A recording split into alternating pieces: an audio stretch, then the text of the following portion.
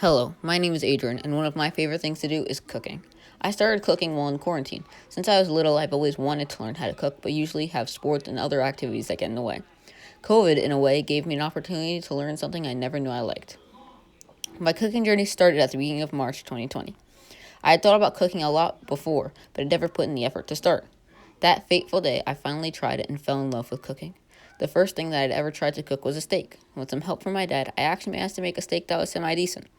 After cooking for the first time, I decided I wanted to become very good at it. I started off slow, just making steaks and cheeseburgers, but after a couple of months, I decided to try and become more adventurous.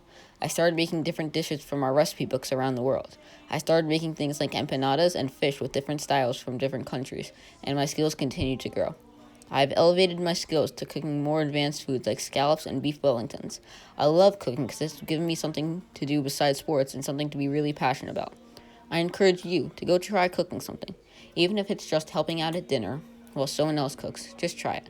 You may hate it, but there's a chance that you will be great at it and you'll find something that you love as much as I did.